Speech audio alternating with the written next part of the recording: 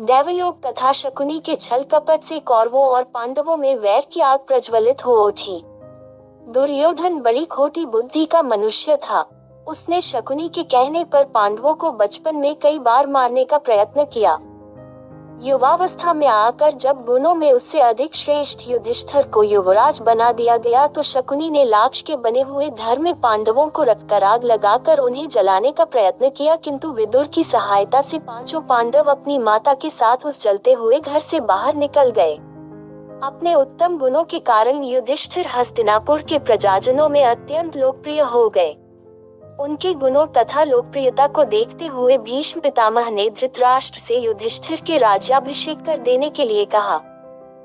दुर्योधन नहीं चाहता था कि युधिष्ठिर राजा बने, अतः उसने अपने पिता धृतराष्ट्र से कहा, पिताजी, यदि एक बार युधिष्ठिर को राज सिंहासन प्राप्त हो गया तो ये राज्य सदा के लिए पांडवों के वंश का हो जाएगा और हम कौरवों को उनका सेवक बनकर रहना पड़ेगा।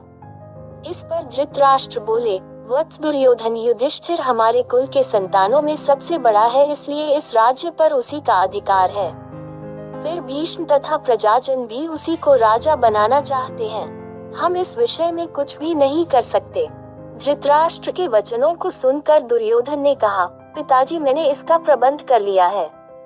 बस आप किसी तरह पांडवों को वारणावत भेज दें। दुर्योधन ने वारणावत में पांडवों के निवास के लिए पुरोचन नामक शिल्पी से एक भवन का निर्माण करवाया था, जो कि लाख, चर्बी, सूखी घास, मूंज जैसे अत्यंत ज्वलनशील पदार्थों से बना था। दुर्योधन ने पांडवों को उस भवन में जला डालने का षड्यंत्र रचा था।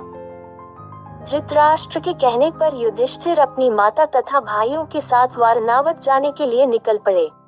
दुर्योधन के षड्यंत्र के विषय में विदुर को पता चल गया, अतः वे वारणावत जाते हुए पांडवों से मार्ग में मिले तथा उनसे बोले, देखो, दुर्योधन ने तुम लोगों के रहने के लिए वारणावत नगर में एक ज्वलनशील पदार्थों एक भवन बनवाया है, जो आग लगते ही भड़क उठेगा। इसलिए तुम लोग भवन के अंदर से वन तक पहुंचने के लिए एक सुरंग अवश्य बनवा लेना, जिससे कि आग लगने पर तुम लोग अपनी रक्षा कर सको। मैं सुरंग बनाने वाला कारीगर चुपके से तुम लोगों के पास भेज दूंगा। तुम लोग उस लाक्षागृह में अत्यंत सावधानी के साथ रहना। वारणावत में युधिष्ठिर ने अपने चाचा विदुर के भेजे गए कारीगर की सहायता से गुप्त सुरंग बनवा लिया। पांडव नित्य आखेट के लिए वन जाने के बहाने अपने छिपने के लिए स्थान की खोज करने लगे। कुछ दिन इसी तरह बिताने के बाद एक दिन युधिष्ठिर ने भीमसेन से कहा, भीम, अब दुष्ट पुरोचन को इसी लाक्षागृह में जलाकर हमें भाग निकलना चाहिए। भीम ने उसी रात्रि पुरोचन को किसी बहाने बुलवाया और उसे उस भवन के एक कक्ष में बंदी बना दिया। उसके पश्चात भवन में आग लगा दिया और अपनी माता कुंती एवं भाइयों के साथ सुरंग के रास्ते वन में भाग निकले। लाक्षागृह के भस्म होने का समाचार जब हस्तिनापुर पहुंचा तो पांडवों को मरा समझकर वहां की प्रजा अत्यंत दुखी हुई। दुर्योधन और धृतराष्ट्र सहित सभी कौरवों ने भी शोक मनाने का दिखावा किया और अंत में उन्होंने पांडवों की अंत्येष्टि करवा दी। ऐसे ही मजेदार कहानी सुनने के लिए सब्सक्राइब कीजिए इस चैनल को